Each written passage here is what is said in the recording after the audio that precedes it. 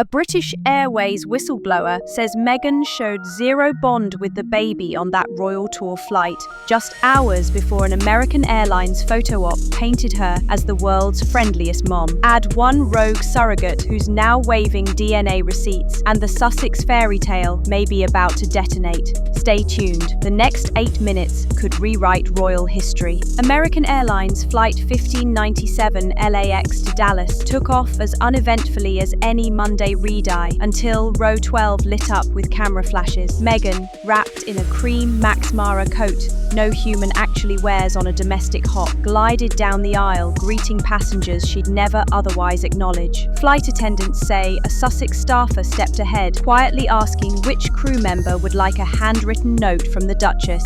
Meghan posed beside the beverage cart, perfect framing for a sponsored-looking snap, then tucked the note into the captain's hands. Instagram ate it up. She's just like us, only kinder. What economy didn't see was the frantic WhatsApp thread exploding among British Airways crew who'd worked the 2019 Southern Africa Royal Tour.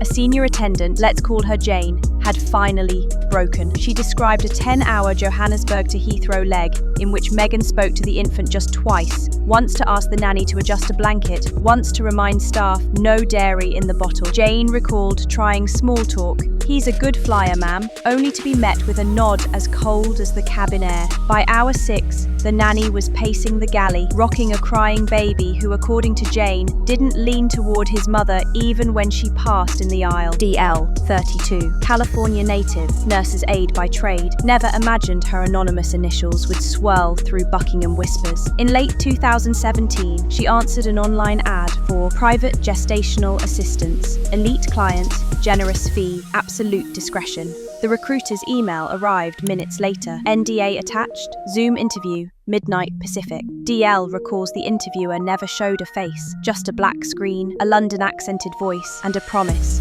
"You'll be safeguarding the future of a global family." 2 weeks later, she was chauffeured to what looked like an eco-retreat in Ojai. Solar panels, forest privacy, guards with Bluetooth earpieces. Phones were surrendered at the gate. All windows were fitted with mirrored film. Inside, a Harvard-educated fertility specialist laid out the protocol, hormone schedule, implantation date, round-the-clock monitoring. DL signed, motivated by the 7-figure compensation wired to her escrow the next morning. She delivered a boy in May 2019, a girl 2 years later, both born in a private birthing suite staffed by British midwives who answered every question with, "For your wellness, ma'am."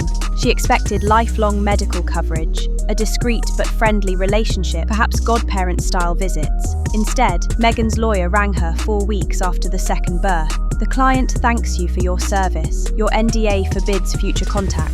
Overnight, her phone numbers went dead. The escrow bonus froze. Months later, she watched Meghan on Oprah, hand on chest, describing labor pains. DL says she felt like a ghost mother hearing a stranger recite her own memories. What pushed her public was the erasure. Hospital records she requested under her legal name returned blank, no such patient.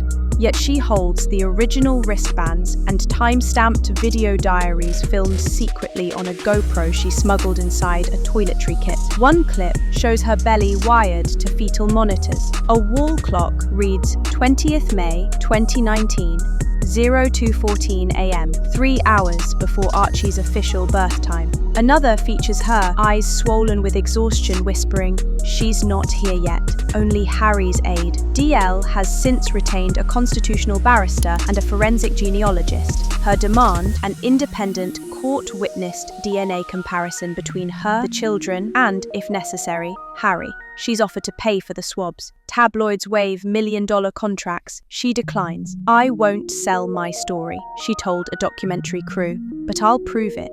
If DL's chain of custody withstands scrutiny, British law collides with a royal nightmare. Surrogacy without a parental order certificate leaves a child legally tied to the birth mother, not the commissioning one. In plain English, no certificate, no legitimate claim, no titles. Palace lawyers are reportedly combing archives for any late-filed parental orders. So far, sources say nothing surfaces. Back in Montecito, Sussex Council is said to be emailing DNA labs citing privacy violations. One US bioethics attorney texted a journalist, "They can fight the headlines, but they can't unsequence a genome." At first, insiders chalked it up to jet lag or first-time mum nerves. Then the attendant dropped her bomb. "It wasn't exhaustion, it was distance. I've seen mothers hand off babies, but I've never seen a baby hand off its own mother." That quote, leaked in a voice note, raced through Reddit faster than a private jet manifest. Suddenly, the archive of Sussex pregnancy oddities looks less like trolling and more like breadcrumbs. The belly fold that collapsed on Australian TV, the carefully cropped baby feet photo where Meghan's nail beds didn't seem to match, the royal birth announcement that a London hospital staff says never admitted her, individually dismissed, collectively unnerving.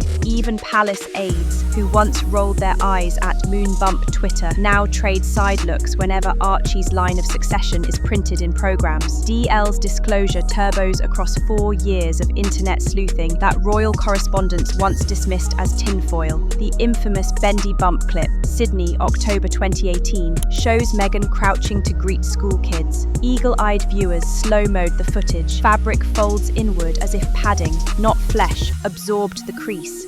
Palace PR blamed linen crepe. Textile experts countered, crepe wrinkles, it doesn't hinge. Next came the disappearing belly episode at SmartWorks, January 2019. One angle shows a prominent curve, a side shot 30 minutes later looks barely second trimester. Lighting tricks, said stylists. A radiologist weighed in on Twitter, "I do fetal ultrasounds, baby bumps don't yo-yo." Her tweet vanished after a threatened defamation suit. Photo releases grew stranger. Archie's christening portrait blurred his ear. Geneticist note, ear shape is paternity gold. Lilibet's birthday photo arrived, with shadows concealing eye colour and hairline. A Sussex-friendly magazine finally scored exclusive beat shots of the kids, but metadata revealed heavy retouching. Original files never surfaced. One digital forensics analyst told Podcast that the EXIF stamps were erased and rebuilt, standard for commercial shoots, unusual for family candids. Then there's documentation. Archie's UK birth certificate lists Meghan's occupation as Princess of the United Kingdom, not her legal name. A break from every Windsor mother since 1867. 11 days later, the certificate was quietly amended. Again, unprecedented. Lilibet's California certificate, filed in Santa Barbara, names the father only as the Duke of Sussex, omitting Henry Charles Albert David. A legal faux pas, county clerks say they'd never seen. Lawyers now speculate the vagueness was deliberate. Use titles, not legal names, and you create murkier jurisdiction for parentage disputes. Inside Buckingham, constitutional aides dust off precedent. The last time legitimacy imperiled succession was 1820, when King George IV tried to strip Queen Caroline's title via the Bill of Pains and Penalties. Parliament revolted, but that was adultery, not 21st century surrogacy black ops. One senior clerk reportedly told a colleague, "We're in unmapped waters. Google DNA wasn't on Queen Victoria's mind." And the stakes aren't just titles. If courts ever deem the kids non-royal, the Sussexes lose their single most powerful PR asset, parenthood under a crown. Netflix deals, memoir sequels, and philanthropic branding all hinge on that image. No wonder Meghan's social feeds detonated with home movie sweetness the moment DL stepped forward. Yet every additional montage raises a new question. If you really carried them, why the endless proof parade? Mothers who know the pain of labour rarely need to show PowerPoints. They carry receipts in their stretch marks and memories. Comment sections reflect the shifting tide, sympathy moving from Duchess to unnamed surrogate. And so, the cracks widen. A whistleblower's voice note, a surrogate's hard drives, a monarchy's fear of constitutional chaos. The American Airlines smile floats in the algorithm, already yesterday's reel. The only turbulence that matters now isn't at 30,000 feet, it's in a petri dish, waiting for a DNA technician to whisper the result. That line is the Crown's blind spot. If a court ever rules Archie and Lilibet were born without a documented surrogate agreement, their titles, prince and princess, could evaporate. Succession law isn't a gossip column, it's statute. One senior advisor reportedly warned King Charles, "We cannot let TikTok decide legitimacy, but we can't ignore a DNA subpoena either." Back in Montecito, Meghan's team is in 24-hour triage. The American Airlines walkthrough was meant to soften her image. Instead, it triggered harder questions. Why parade motherliness for strangers while a BA attendant paints the opposite picture? Why flood social feeds with garden giggle clips filmed weeks ago, unless you need fresh optics fast? Brand partners read the room. A luxury stroller company has frozen its Sussex collaboration. An upcoming Heart of Motherhood podcast extension is on indefinite hold. Studio executives whisper that any filmed Sussex content now needs an insurance clause covering parentage disputes. The louder the PR push, the quieter the boardrooms. Meanwhile, Harry has retreated behind no comment, a silence so dense it feels strategic. Friends say he alternates between fury at lies and dread of lab results. Palace veterans note the pattern. When Windsor scandals bite, the family goes mute, but this time the silence lives in California, not Kensington. All eyes now hover over DL's next move. She's negotiating an escrow process for an independent DNA lab. No producers, no payoff, just chain of custody oversight. If that test aligns her genome with the children's, the Sussex narrative survives. If it doesn't, the monarchy confronts a constitutional migraine, and Meghan confronts the collapse of a brand built on inspirational motherhood. Either way, the clock is ticking. Because in a saga powered by optics, baby bumps, garden videos, mile-high selfies, cold genetics might be the one image nobody can spin. So what's your take? Is this the final unmasking, or just another Sussex witch hunt?